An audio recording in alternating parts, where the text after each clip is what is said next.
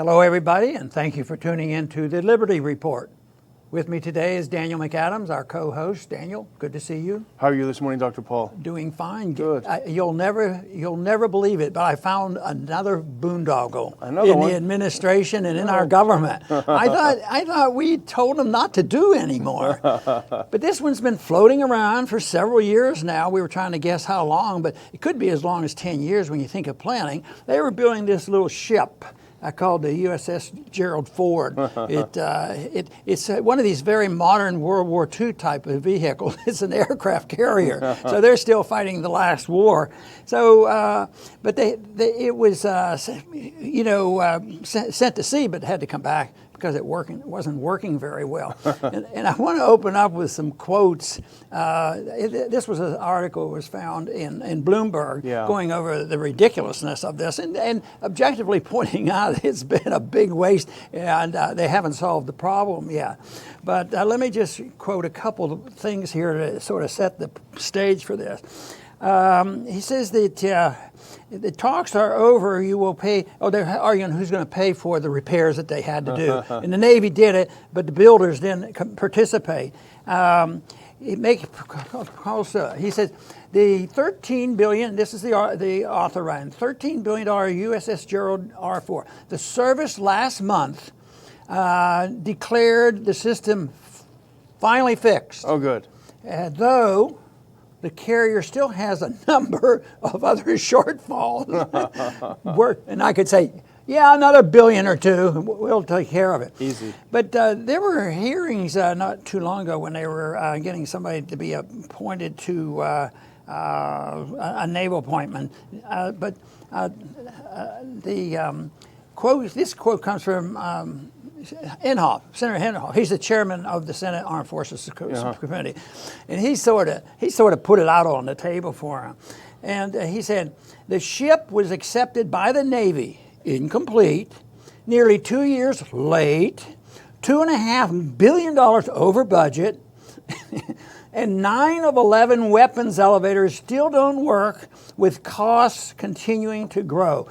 Does this shock you? Can you believe this is happening in our country? Can you imagine getting an aircraft carrier or any naval vessel, military vessel, without the ability to take weapons from the storage bays to the deck where they can be used? It's like going and buying a new car and there's no tires on it. Well, we'll get to those later. Well, what it may not. Maybe they know what we know, because I say it's a World War II battleship or aircraft carrier, and we don't need it. That's so old-fashioned. Maybe they assume that's the case, and they're never going to need these things. And they say, well, why are they building it? I think there's maybe some political shenanigans going on for this. I think sometimes people build these weapons, like the F-35 is built in 50 different states. It's a jobs program. It's military Keynesianism. The one thing, though, that I've concluded is so much of this it has nothing to do with defense. It has to do with, if we do use them, it's sort of offensive and intimidating against those who don't follow our orders.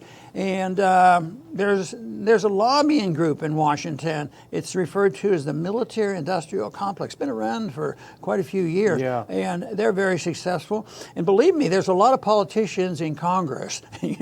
There's several of those. So they respond, and the whole thing is it makes no sense whatsoever. The odds of this ship ever participating in the defense of our country is nil. And I think the one thing is maybe there's a blessing in disguise here.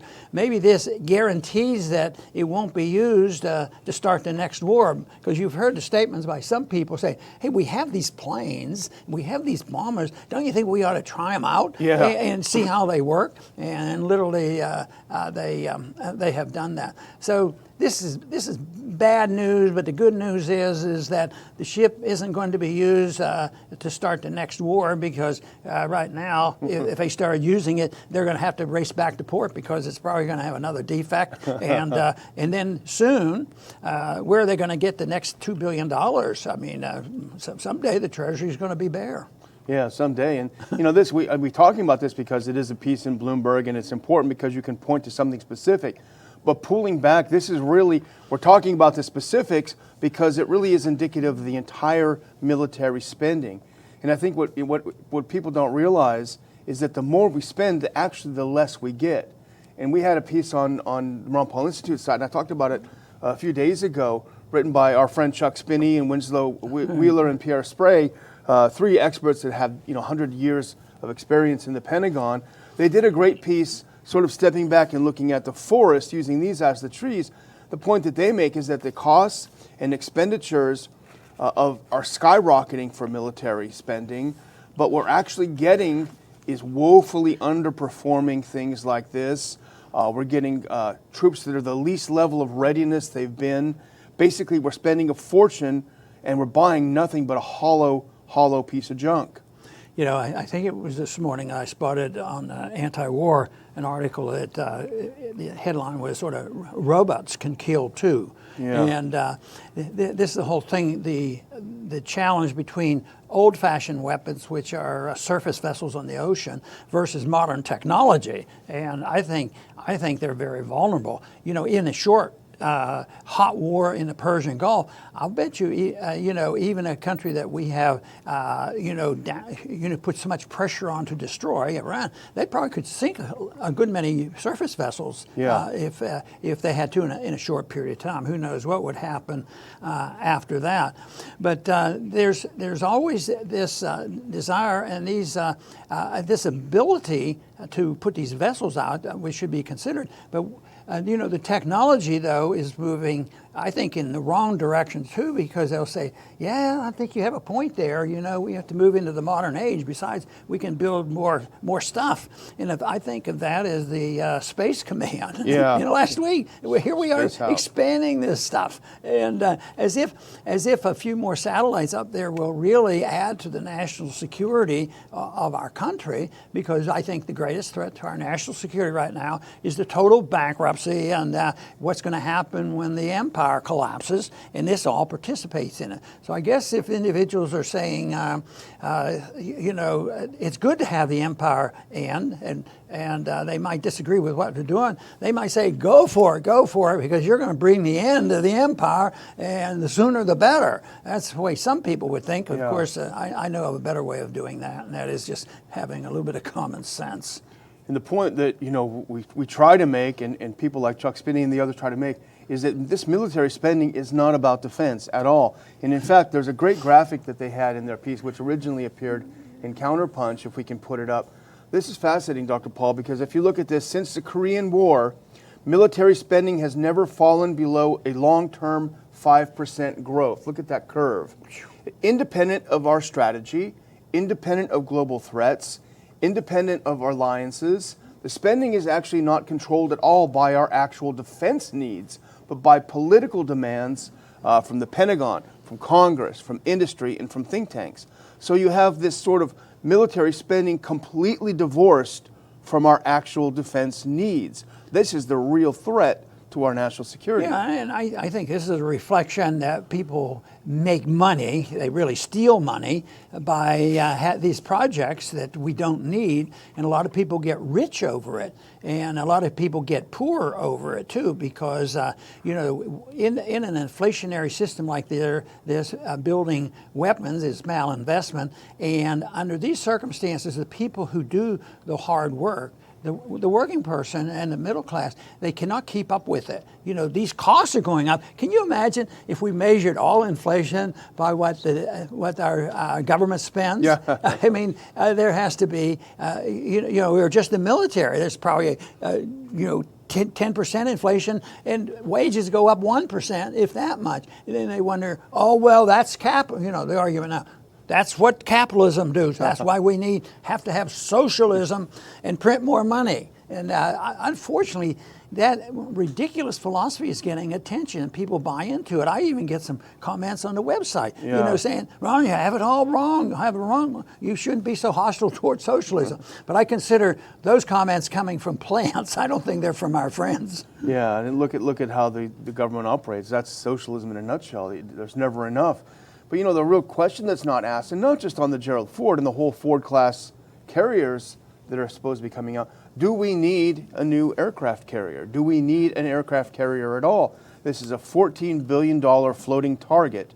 And as Chuck Spinney and the others pointed out, they're vulnerable to very cheap weapons, mines, diesel-powered subs, the fast boats that the Iranians have. Can you imagine just using a couple $1,000 rocket and sinking this $14 billion ship? Well, I see we're working on a ship run by robots, and it's a surface vessel, but it can go searching for submarines and detect them. And then what are they doing? When are they going to find them? And someday that'll come along and somebody's going to sink the wrong vessel. But the age of technology is changing, I think, the way the next big war is going to occur.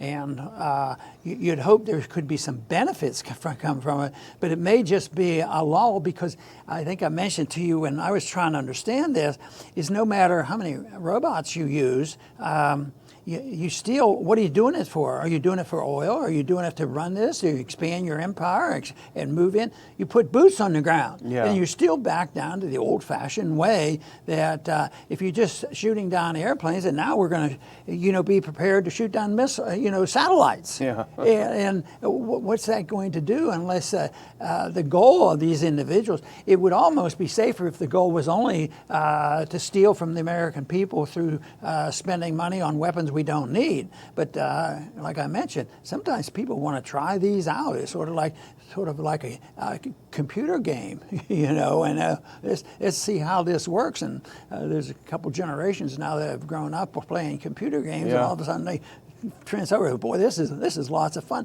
But that remote killing that was occurring, the final approval of some of the killing in the Middle East came from CIA posts in the United States. Yeah. Okay, what do you see? Oh, I'll see.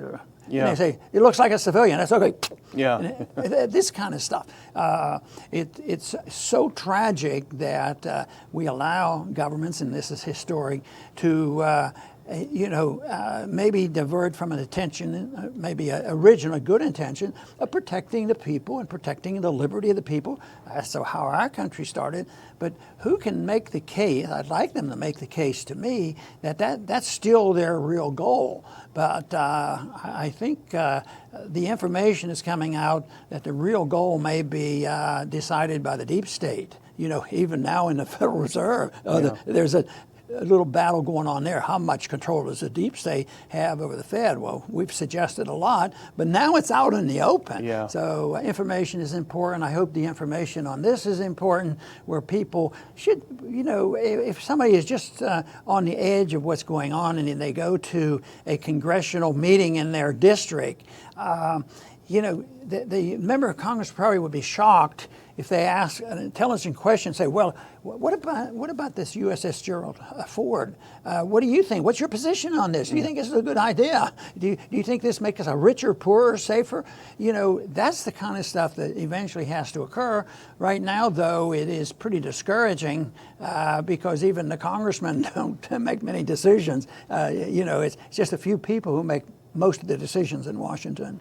And that's why all the defense contractors are concentrated around Washington, D.C., because this proximity, they can control the spending, and the spending on this military is completely divorced from our actual needs for defense, and that's what's so astonishing. And in fact, even if you are for more spending, we have a hollow military, we got to spend more, even if that's your position, as Chuck Spinney and the others point out in this article I keep referencing, we're actually getting a lot less and paying a lot more for it. Here, if I can just read a couple of short little things from what they pointed out. We have a smaller, older on average, more expensive and less effective military force. The Defense Department's version of a high-tech route to modernization has been shrinking U.S. forces for 65 years, and they're more expensive, not cheaper. Listen to a couple of these numbers, Dr. Paul. This is a great example. You saw the spending curve, up, up, up. In 1968, the Air Force had 15,476 aircraft. By 2010, that dwindled to 5,900, force reduction of 62%. The Navy shrank from 932 battlefield ships to 288, 69% reduction in the same period. Army manpower went down 63%. That is in the face of a budget that grew 34% during that period. So we're spending a lot more we're getting a lot less for it. And what we do get, as we point out, not only in the Ford class carriers, but what about the F-35? We're getting stuff that works worse than the stuff it's replacing. That's why the Marines are furious that they're taking away their A-10 Warthogs and replacing them with F-35s that are no good at doing what the Warthogs did. Well, what if the person comes along on a good patriot would say, we should spend at least what the Russians and the Chinese are spending on their military and look at what they're going to do to us? And obviously, you know, the answer to that is we spend more than the top 7 or 8 countries put together. Wasted money. But you were talking about, you know, how that military-industrial complex and their lobbyists work and put pressure, and that's why we need these watchdogs to keep an eye on it. But we've mentioned it many times, and you've mentioned it a lot of times, and that is with this pressure to spend money on these things is in combination with building an attitude through the media. And the media, you know, conditions the people to build up the fear. So it doesn't happen in a vacuum. The vacuum is in the Congress, you know.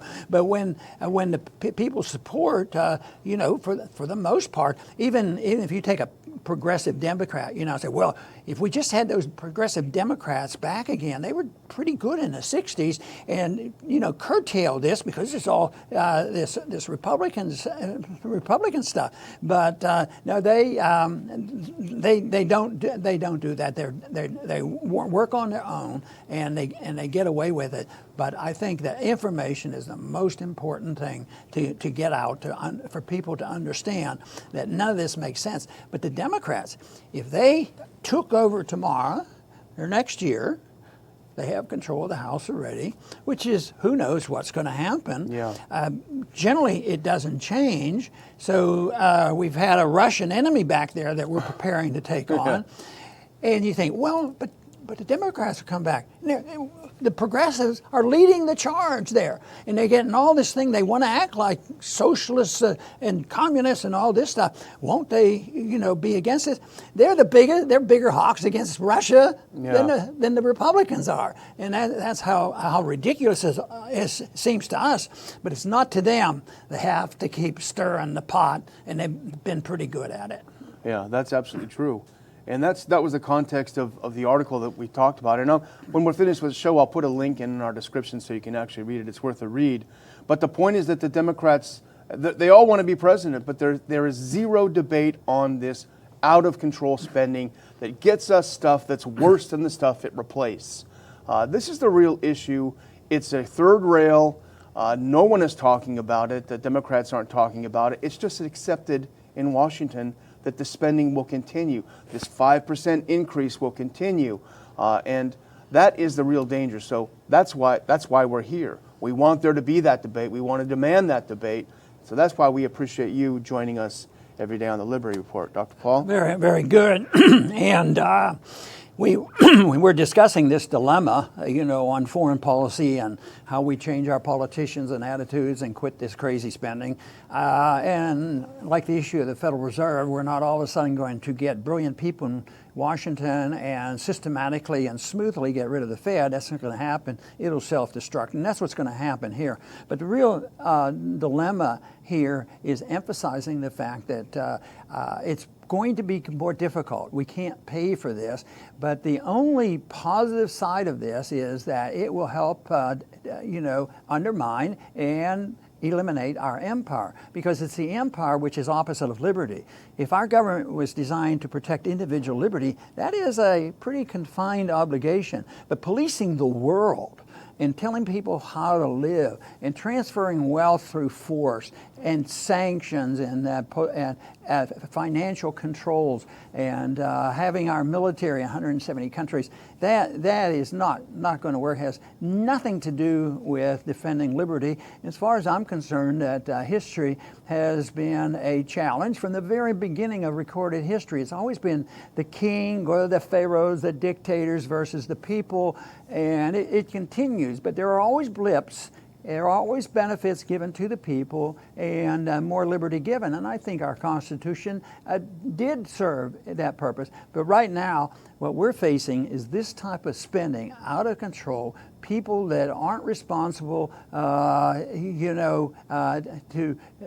legally responsible, just defer to this, and they have control, and the Congress sits back and lets it happen. But I believe what we're talking about is we're witnessing, the end of the empire, and we ought to start planning for that.